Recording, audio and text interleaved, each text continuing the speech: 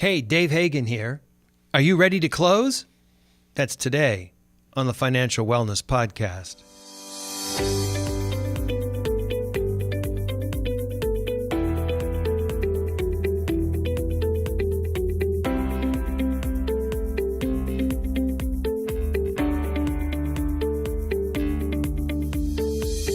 Welcome to the Financial Wellness Podcast, Dave's weekly message to keep you on your path to financial success.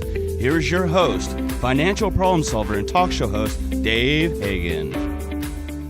Hey, thanks, Nick. We're here at Uncle Studios in Van Nuys. I've got Nick Appel. I've got Brian Reed. Brian, how you doing? Doing well, man. How are you? Good, thanks. Good to have you back. You've been gone a couple episodes, so it's good to have you back. Always, it's good to have Nick over there smiling, having a good time. All right, so we just finished the month of September a couple of weeks ago, and this means that we're 75% through the year. And my question to you is, are you ready to close out the year strong? Now, earlier in the year, in March, or 25% through the year, I talked about there still being some time to put together a plan and get some of this work done. The thought was, hey, it's not too late. In June, I asked, how you doing? I wanted to know how you were doing halfway through the year. Now, in September, I'm asking you the question, are you ready to close out the year strong?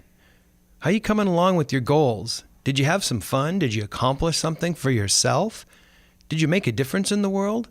It really doesn't matter what your goals might be. The important thing is that you made a plan, set a target, and that you're moving forward on that plan. Now, this plan should be about 75% complete now. How you doing? Are you ready to close out? My hope is that you at least took some steps towards your own personal goals. Now, I almost hate to talk about goals because it's such an overused term that it's almost become cliche. What I do like to talk about is having a plan and moving forward on that plan. That's one of the main things we talk about here on the Financial Wellness Podcast. Did your plan deal with financial issues, relationships, physical conditioning, state of mind? Again, it really doesn't matter what the plan might be. What matters is that you're moving forward on that plan. Now, time is running out. Remember that the last 3 months of the year move pretty fast. Time's a kind of funny thing. You can't stop it, and you can't get more of it. People have a tendency to put things off to the end of the year until right before due dates, and that's okay. It's part of being human. But we then need to acknowledge this and make some additional plans at the end of the year and understand that the end of the year is going to be a little more hectic and be prepared for that. We're already into what I call the holiday slide. Shortly after Labor Day, we have the 2 Jewish holidays in September, Halloween in October, Thanksgiving in November, Christmas in December, and then Happy New Year. Fall happens so fast. Before you know it, it's 2019. Did you know that some retailers move so fast during the holiday season that they earn almost 1/3 of their total yearly income in the holiday season? We'll talk more about the holiday season and holiday spending in a few weeks, but for now, the point is that things move really fast at the end of the year. It's going to move really fast. We still have some time to get some things done. Maybe you need to pull out your plan for the year and schedule some steps to get it done, like today. Maybe there's parts of the plan or some of the goals that need to be pruned off because they're no longer important or relevant or doable. Maybe those are some things you can put aside for next year. This is a good time to modify your plan and make it achievable by the end of the year. Get ready to close. Now, what? You don't have any plan? Well, believe it or not, there's still some time to get a plan in place and get some things done. Now, those goals or that plan may be abbreviated or shortened, but there are still many things you can get done in 3 months, even during the holiday season. You could make a point to read a book a month. You can plan to spend more time during the holidays with friends, sharing experiences and having some fun instead of wandering through the malls and buying stuff, sometimes anything for a friend or family member. You could use this as an excuse to maybe spend a little less during the holidays. It's also time, dare I say, to start thinking about next year. Are you going to think big? Are you going to think small? Again, either way is okay, I suppose, if it's part of your plan. Maybe your financial house isn't in order and you want to start with my 5 steps to financial success. Don't remember that? Go to episode 101 to refresh your memory. We've got a whole year to plan it out. It's possible that you could do really something amazing with a plan if you've got a whole year, right? Think about that. So to sum it up, the year is rapidly coming to a close. We're 75% through the year. We've got a very limited amount of time to achieve those goals and execute on our plan. Again, I ask you, are you ready to close out the year strong? This is Dave Hagan, and you're listening to the Financial Wellness Podcast.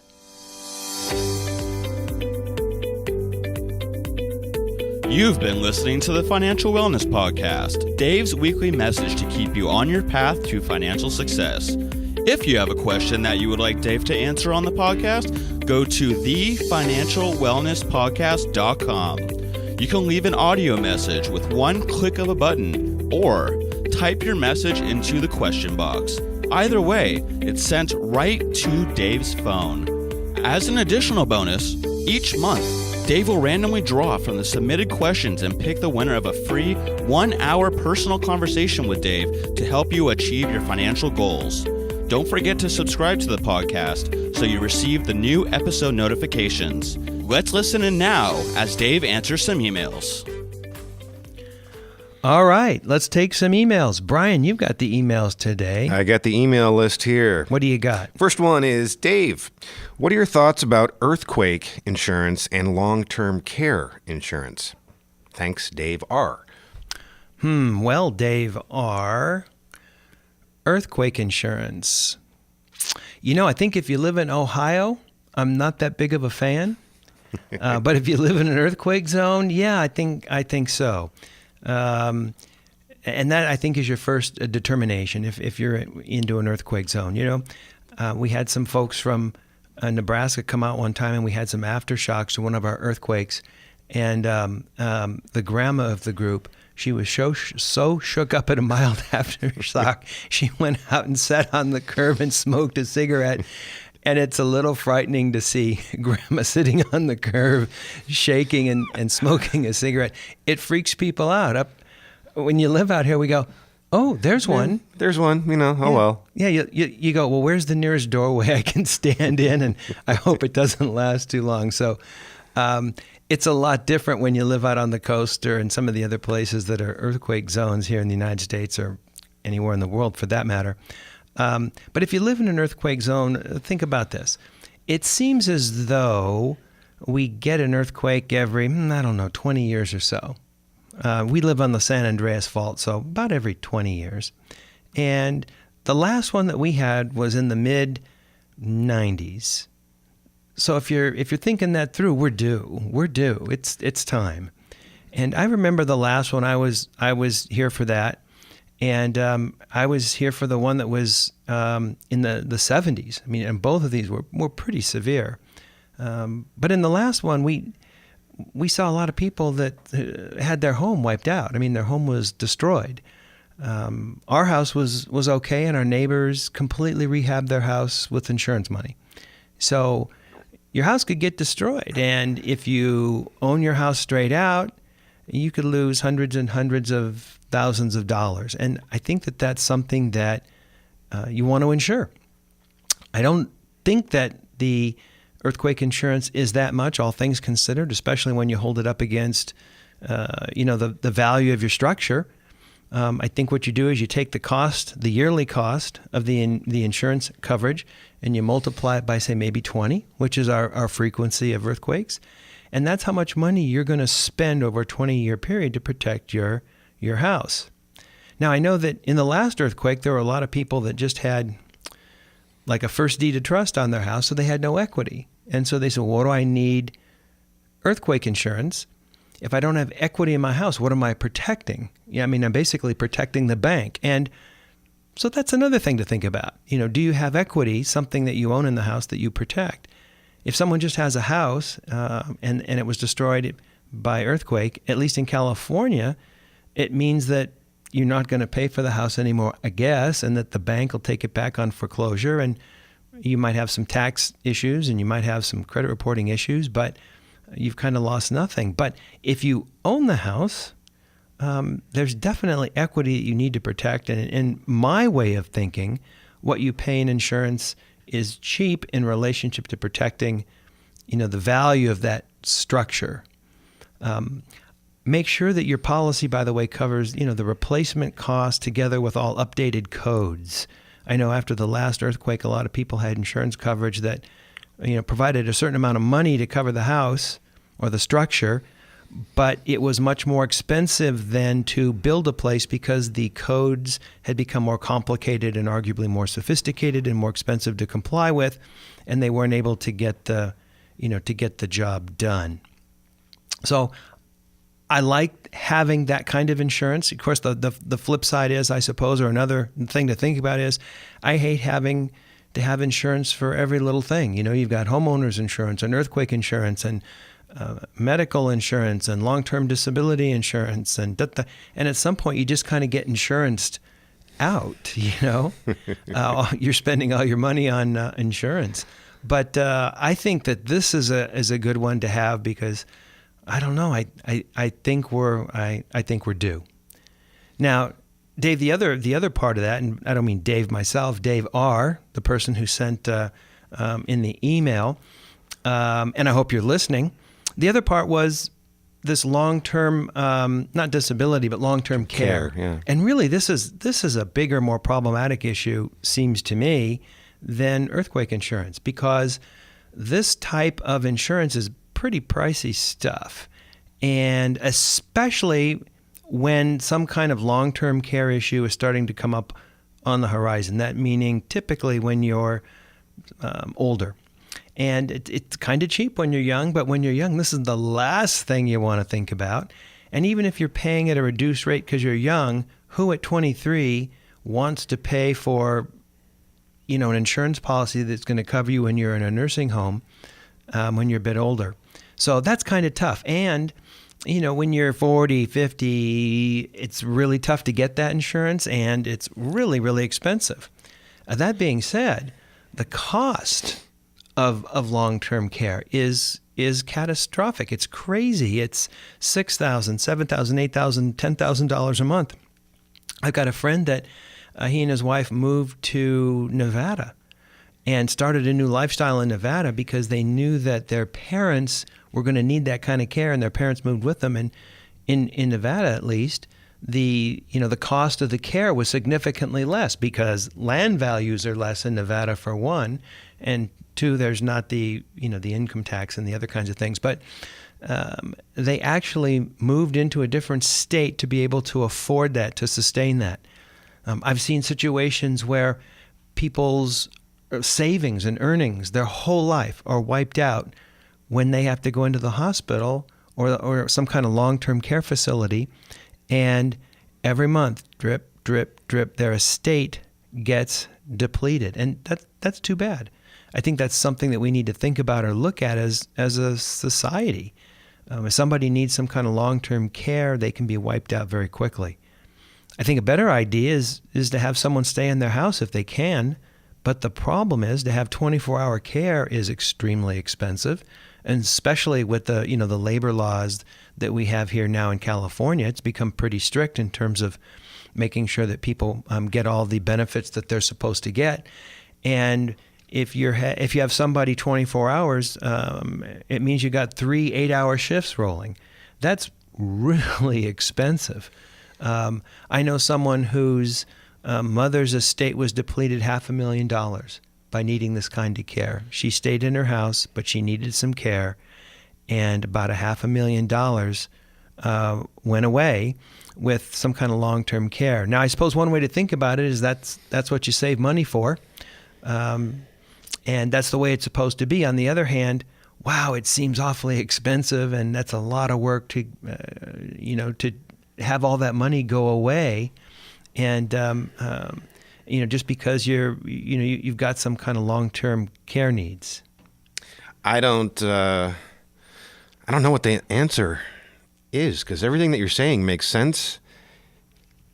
You've got to get the insurance. insurance, whether even, earthquake or long-term care, but at the same time, either way, we're paying for it.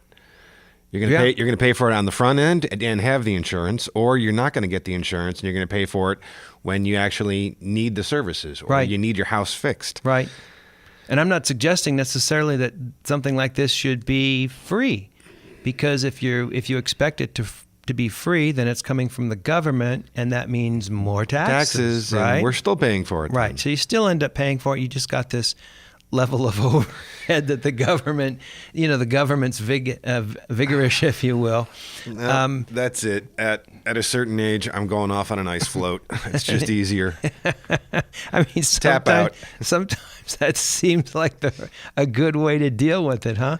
But maybe some of the things that we can think about are, maybe more advanced planning, maybe more efficiencies, maybe better thoughts in terms of healthcare and the way people get around when they're older.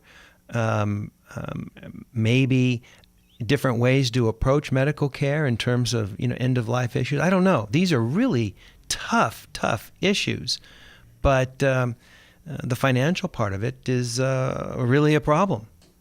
I don't know if there's really a good answer to that. This reminds me of a time I was sitting down with talking with a very successful couple, and they made hundreds of thousands of dollars a year, and they had a couple young kids, and we were just talking about the progression of life and financial progression in general. And these were really smart people, and they were saying, we've got all the issues covered. We've got life insurance, we've got equity in a house, we haven't spent lavishly, we haven't gone on a lot of trips, but the only thing we haven't been able to deal with, the only risk we haven't been able to effectively deal with is, what if one of us needs long-term care, nursing home care, and they had not been able to come up with an answer. And I don't know that there is a good answer, except for now maybe is the time to start thinking about it and talking about it. And that's why I'm so glad that David R. sent the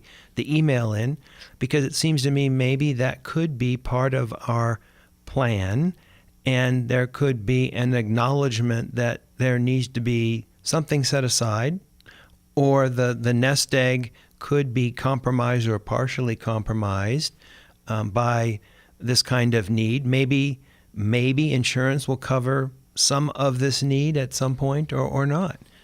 But I guess the idea is to think about it and start thinking about it now, having it being part of your plan. I'm glad we're talking about it. Dialogue. Yeah. I mean, it's got to be tough for any couple to talk about certain elements of their relationship, and finances are a big part of that. And long-term, I mean, we're talking about dying, let's be honest. Yeah. So we have to look at our own mortality and plan for our own death. Yeah. But you got to have the conversation. And I think that's, you're right. This email from Dave R., let's just talk about it. Get it out there in the open. Absolutely. I'm personally, I'm 61, and I'm so way not ready to talk about it. I got a lot of things to do, but, we need to start thinking about these things, talking about these things. Got to talk. Yeah. All right, one more email. What do you got, Brian? Something? This other one, this is actually interesting, especially given our history. This is from Anne. She writes, Dave, just heard Sears may file bankruptcy. How will this affect me? Signed, Anne. Ouch. Ouch. We know this world. Talk about timely topics. And Brian says, considering our past, we worked together on bankruptcy issues for a number of years. I was a bankruptcy trustee, and Brian was one of the main guys that helped me get that done. And so we've dealt with these kinds of issues before. It seems to me that, and if you're a customer and you don't have a balance on your credit card, and they don't, and nothing's going to be delivered, I think you're going to be okay. Yes, a retailer of some great mainline appliances and clothes and stuff like that's going to go away. But these kind of ebbs and flows happen in the marketplace. We've seen a lot of places go away. Mervyn's is gone, and so many other places, sporting goods stores, and the marketplace is going to adjust, and new businesses will be born and grow, and some businesses will die. But if you owe them money on their credit card, you're still going to have to pay them. I mean, suppose you couldn't, but they will employ the usual collection tactics, and you will ultimately have to pay. If they owe you something, now you're going to have a problem. If you have paid for a new dishwasher and it hasn't been delivered yet, you need to come to grips with the reality that it may not be delivered. Now, sometimes in bankruptcies like this, there'll be some kind of an interim order from the court saying, look, at items below a certain amount with consumers or customers can still be fulfilled, but maybe not, and it could be months before those kinds of things are worked out. Now, if you're an employee, that's a different thing altogether, because your job's going to go away potentially. Now, some of this depends upon whether Sears will ultimately file Chapter 11, which is a reorganization, or a Chapter 7 where they liquidate.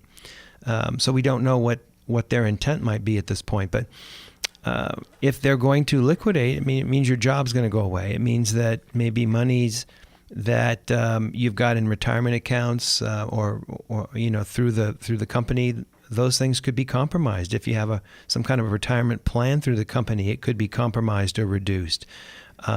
Those are the people that are going to be hit probably the hardest. It means that in a lot of malls, Sears is an anchor tenant, and that tenant, they're just going to close the doors and have a sale over a couple of days and just blow out all the merchandise typically. And those malls are going to take a hit. So the malls are going to get potentially even quieter. Of course, that means that online may get even busier. But, there's a whole raft or range of people that are going to be affected. Now that I think about it, maybe even a group that's going to be more affected are the shareholders. I mean, if you hold shares of stock in Sears, Ann, I'd probably consider that lost money at this point. You're done. What's going to happen in all those physical locations? I mean, brick and mortar it's dying. No, it is, and it's kind of crazy. On the other hand, at least from a personal perspective, I'm buying more and more stuff online. It's easier, simpler. You don't have to fight the crowds in the parking lot and the and you can order something at the same price. And especially if you're an Amazon Prime customer, in a couple days it's dropped at the front door in a box. I mean, it's cheaper, it's easier, it's all that kind of stuff. And is that the way we're going to go more and more and more? I don't know. I still think that there's a need for to be able to go out there and look at that dishwasher and open the front door and see what's inside. But boy, we're ordering a lot of stuff online these days. Wonder, maybe that's what Amazon will do. They'll just start buying centers where you can go look at products. You're not going to buy them. I mean, that would be a good idea, wouldn't it? Because there's some things that you need a tactile feel for. I mean, clothes. Yeah. You need to try on a shirt, typically if it's anything of any quality before you buy it. Although I think I've seen ads where Amazon or some company, they'll send you like 5 shirts in a box, and you try them out and you keep just the ones you want and the rest go back. Yeah, I've seen that too. There's right? all kinds of apps like that, and it's high-end stuff, or it's for someone like me who has no fashion sense. That would be perfect. I guess I should start doing that. Let somebody else pick out the. Someone could pick out all your stuff for you. You could have a consultant. Look, just a striped shirt with what colored pants and a what tie? I don't know. Just someone tell me what to wear. Whatever. Throw it in a box and I'll put it on as long as it fits. Does it fit? Awesome, great, thanks. But it's gonna change. I mean, you remember?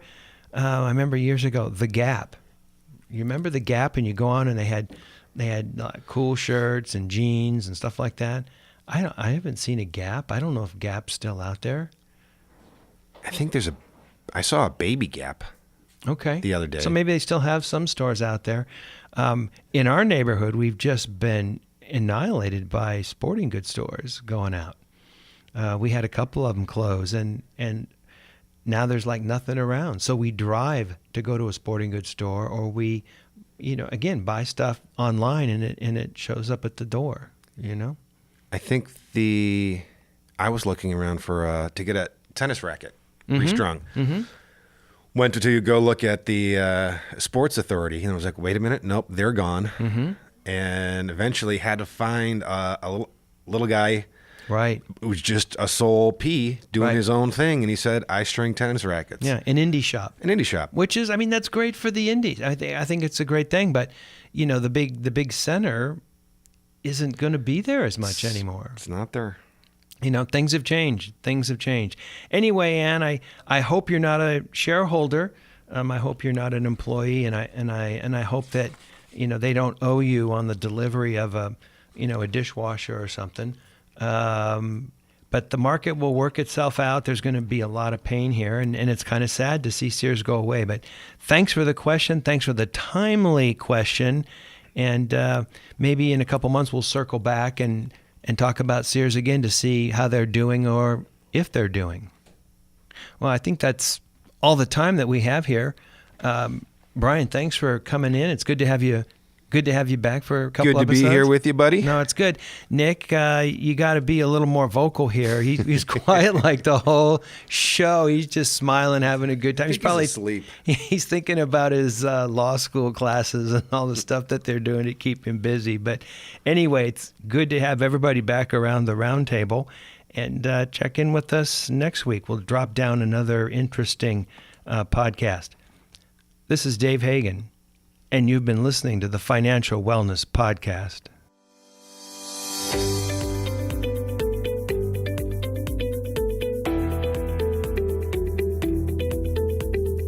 You've been listening to the Financial Wellness Podcast, Dave's weekly message to keep you on your path to financial success. If you have a question that you would like Dave to answer on the podcast, go to thefinancialwellnesspodcast.com. You can leave an audio message with one click of a button, or type your message into the question box. Either way, it's sent right to Dave's phone. Remember, Dave will randomly draw from the submitted questions and pick the winner of a free 1-hour personal conversation with Dave to help you achieve your financial goals. Don't forget to subscribe to the podcast so you receive the new episode notifications, or share the podcast via the app with your family and friends. This is your announcer, Nick Appel, wishing you every financial success.